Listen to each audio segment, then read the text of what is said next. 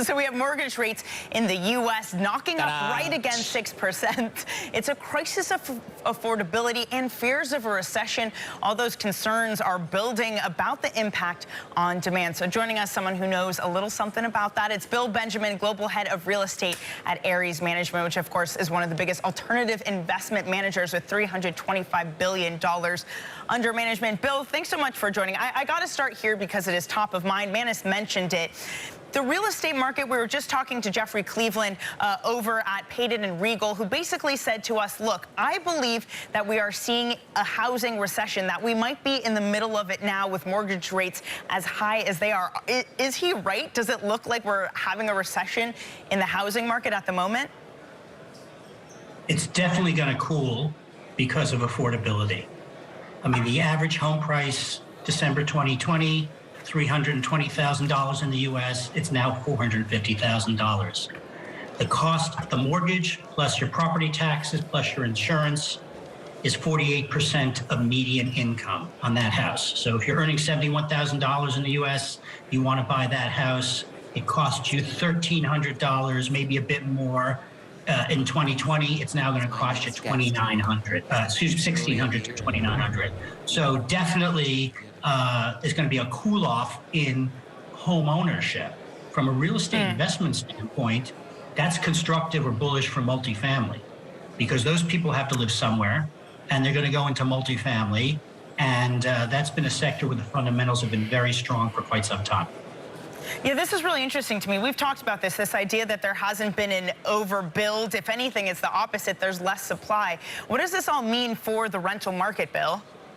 Yeah, that's a key point I want to make, which is, as we think about the economic turbulence we're having now, and real estate has often been the cause of downturns in one form or another.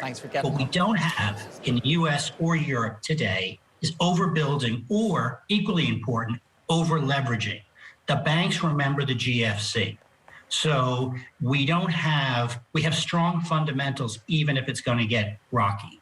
In multifamily, household growth, job formation, mobility in the U.S. moving from high-cost, high-tax states to low-cost tax states has all been quite constructive or bullish for multifamily. And we're seeing the additions to supply, the additions to inventory, really not well above their long-term average. So supply and demand is fine.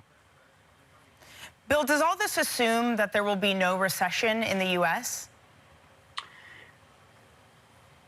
It does not assume that there will not be a recession in the U.S. You could have tapering of rents, you could have rise of vacancies. If you have unemployment, there can be non-collections. All of that could happen. But we've just been through COVID, where people had limits on what they could pay. There were governments that intervened. So we've been through this choppy ride before.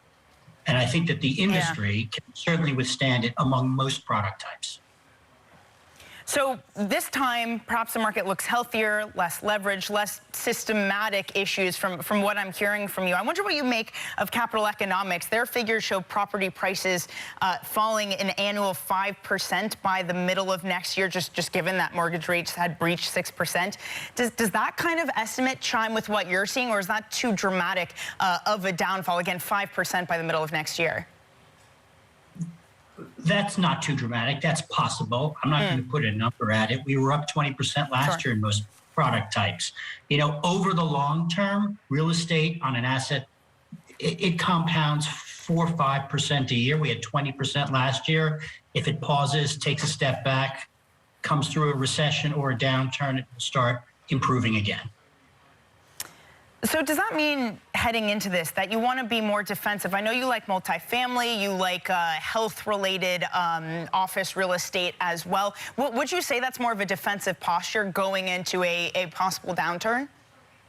Look, when we look at all our portfolios and we look at them holistically, we're 50% industrial and logistics, 20% multifamily, and then the balance in what were once called alternatives, so single-family rental, medical office, student housing, self-storage. And we feel all of those asset classes are well-positioned for a potential recession or a downturn. They're needs-driven, they're not discretionary spend, and the underlying trends are quite positive. So we feel good. In retail now, which has been really hammered. I think something that's food anchored as opposed to a mall could also ride through this well. Bill, we perhaps somewhat serendipitously are also speaking on the day where there's a UK rail strike. I don't know if you're working from home, but probably a lot of folks working from home today to avoid that. What have the work from home trends been like? Are we anywhere near to normalization in the office space?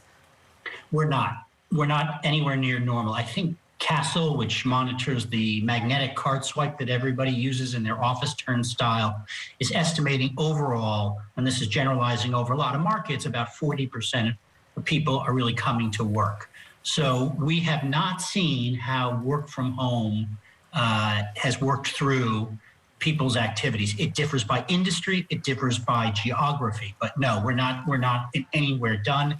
And I think overall, the kind of rule of thumb we're using is there's going to be 10 to 15% less aggregate office demand than there was pre-COVID, market-wide. So what that means is there'll be a flight to quality and there'll be a flight to green. The best buildings with the best transport with great green credentials will be winners, and commodity-type product will suffer. Bill, I'm afraid we're going to have to cut it short there, just out of time. Thanks so much for joining this morning. Bill Benjamin, Ares Head of Real Estate